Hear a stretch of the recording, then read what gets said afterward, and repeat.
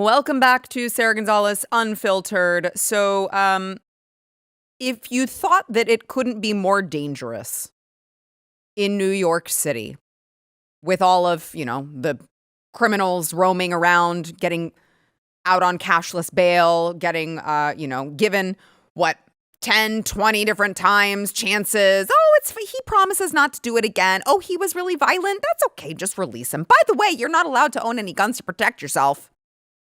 So when we talk about how dangerous New York City has gotten, I'm not just talking about the dangerous criminals already there. I'm talking about the man who wants to be the mayor of New York City, the self-admitted Democrat socialist, I would call him communist, Zohran Mamdani. Now, we've talked about him at great lengths on his show, mostly because he's an Islamist potentially funded by terrorist sympathizers. Like, that in and of itself, we can just, you know what? Let's just set that part aside for a second, all right? We're not even going to get into that part. Be that as it may, he could be one of the most catastrophic mayors to ever be in New York City. Now, you probably wanted to drown out his nonsense and ignore it, but that would actually be a mistake. You probably wanted to say, well, I don't live in New York City. I choose not to live with all of these crazy liberals, and therefore it doesn't affect me. Well, it does. It does. The financial capital of the entire world, it actually affects all of us. And I got to tell you, the latest polling still has him with a double-digit lead over his nearest competitor, Andrew Cuomo. You see him, Mamdani, coming in at 46%, Cuomo as an independent, 33%, and Curtis Sliwa at 15% running as a Republican. Now, Mamdani did this new interview with Fox News, and New York, I have some questions. Let me just put it that way. I have some questions. Are you guys okay? Are you guys okay? Because I don't understand how he is getting 1% of the polling when he's talking about things like not locking up dangerous criminals who are repeat offenders. 64-year-old Nicola Tanzi, who was a church leader, a pillar in his community, was brutally beaten to death. I tried to watch this video in preparation. It's very hard to watch in a subway station in Brooklyn. 25-year-old David Mazarregos had a 20-inch sword. He's the suspect in this case. He was out. They lowered his bail so that he could get out. He was already waiting a trial for attacking someone in Chelsea. 33 past arrests. You were in favor of bail reform. Does that make you want to change your mind or think twice about reversing that? And what it makes me think about is the necessity of providing public safety in our New York City subway system and across the 5 boroughs. Yep. And also, how do we end the revolving door? Because when you look further into the case of whether this individual or so many individuals, especially those suffering from mental health issues, what we find is so often the only mental health system that we have that's functioning in this city is Rikers Island. The revolving door. I mean, it's a revolving door because you keep letting them out. There's a solution. You just keep them in prison. We keep the dangerous criminals away from society. It's very, very simple, Zohran. Maybe wherever you're from, you guys do things differently. Here in America, we believe in law and order. And on the topic of the rule of law, this guy is like all over the place on what violence actually is and how to address it. Oftentimes, we've even found as legislators, when we go into these courts, the term violent crime is even used when people are stealing packages. Violent crime is even used when people are accused of burglary and there happens to be a housing unit in that same dwelling. So violence is an artificial construction. And we have to be very clear that what is happening here with these district attorneys, that is violence. That is violence of the highest degree. What is happening with these district attorneys, that is violence. I'm befuddled. Okay, I'm befuddled. If anyone can let me know, if you guys are watching this and you are from New York and you understand how in the world it is that you have people. I would think like if you live in New York City, you have to at least be mildly intelligent to be able to have a well-paying job to afford living there. So how is it that people are listening to this garbage and they're like, yeah, that's the guy I want to clean this place up. And it gets worse because he actually, after we did some of this digging, he actually, it seems, wants to get rid of prisons altogether. Are prisons obsolete? Whew, coming through with the quotes, coming through with the titles of the books. I have to read that, actually. I haven't read that as yet. But I think that, frankly, I mean, what purpose do they serve? Right? I think we have to ask ourselves that, which is that, I think a lot of people who defend the carceral state, they defend the idea of it and the way it makes them feel. Yes, actually, I will be the first to admit, Zohran, I will be the first to admit it does make me feel much safer to have criminals locked up. That is, in fact, that does make me feel, and I will never be bashful about sharing that, ever. It's kind of the whole point. Like, what purpose does it serve? Oh, I don't know. It keeps law-abiding citizens safe. It's really that easy. And by the way, this guy supports eliminating New York's gang database. I mean, you have to wonder what would be the justification for this other than to make people more dependent on the government? I mean, what would be the purpose? Eliminate the gang database would do nothing for anyone except make them less safe than they already are. So not only he wants to release dangerous criminals to run rampant out on the streets, he also really, on top of that, hold on, here it is, guys. Not only could he potentially be funded by Islamist terrorist sympathizers, not only does he want to not even lock criminals up, he also wants free handouts for anyone and everyone living in New York City. I mean, he will totally bankrupt everyone. His policies, if elected and if implemented, they're going to cost between $8 to $11 billion a year. A year.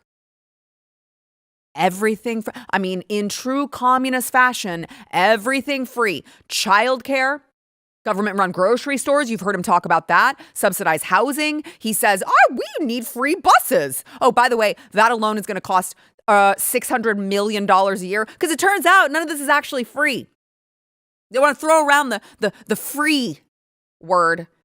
People go, oh, I like free stuff. Oh, I like free stuff. It's not free, as it turns out. It's actually going to cost you a whole hell of a lot more money. And by the way, what that means is if you're a taxpayer there, if you don't use it, you're still paying for it.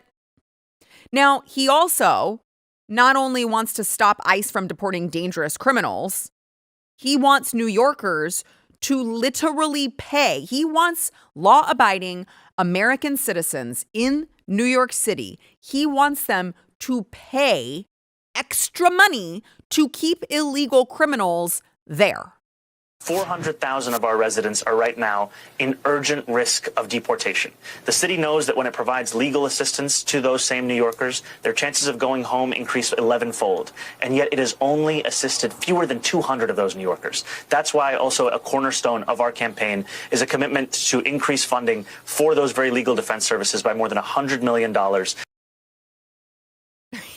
It's just crazy. It's just actually insane. And on top of all of that, and this is why I say, I need to understand what is going on in New York City. What is happening?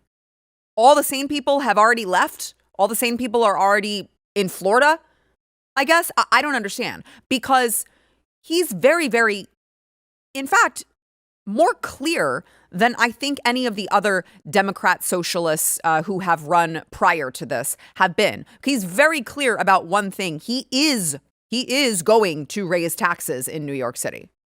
So a lot of individuals in this city pay more than 50% of their income in taxes. When you talk about a fair share, how much more than, what is the fair share? What's the number? I've said that we should increase personal income taxes by 2%. Is fair? And my point is this. Give up more than half of your income. Increase it by 2%. Oh, that just makes it 52%. So if you are living in New York City, he believes that you should go work as hard as you do to afford what you already have, which is probably a shitty small apartment because it's New York. So he thinks that you should work however hard you do. Let's say you work from 9 to 5, Monday through Friday. Let's say you work more than that because you're just trying to afford rent. He thinks that you should give up over half, that you as an American citizen should not have the right to over half of the money that you earned because he wants to provide free buses, which you just heard are not actually free because you are paying for them over half of what you are earning. I mean, it's totally insane. You know what else is insane? What else is insane is the overtly racist policies that he believes in as well. We went on your website and realized there's a policy proposal that says your plan, and I'm going to quote it for folks, is to shift the tax burden from overtaxed homeowners in the outer boroughs to more expensive homes in richer and whiter neighborhoods. Explain why you are bringing race into your tax proposal.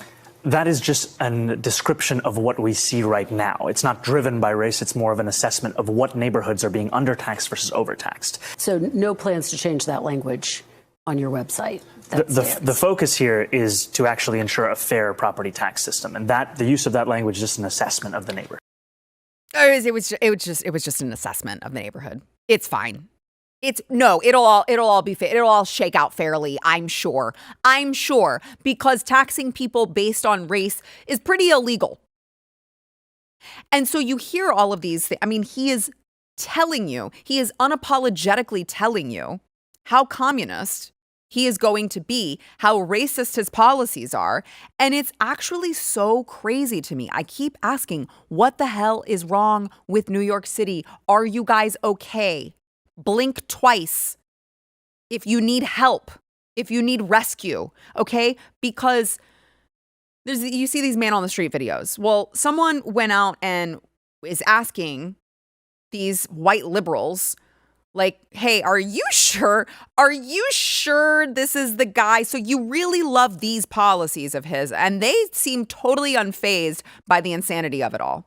Are you planning on voting for Zohran Mamdani? It's just a pledge for support. Absolutely. Amazing. And then I just have to read you at least 3 of his policies. Take 2 seconds. Very aware of them already. Oh, and you like them all? Yes, okay, cool. All right, so you're cool with taxing whiter neighborhoods? Yes. Are you white? Yes. Do you think that's race baiting? No. Really? Yeah, it's fine. Who cares? Okay, he's openly discriminated against Italians, but whatever. I'm Italian. Yeah, dude, literally, honestly, pizza's not even that good. Okay, and then he won't sign Holocaust remembrance legislation. You know. Do we need to remember? Yeah. All right. Okay, cool. Thank you. Yeah, have a nice day. Thank you. It was insane. I mean, do we really need to remember the Holocaust? Yeah.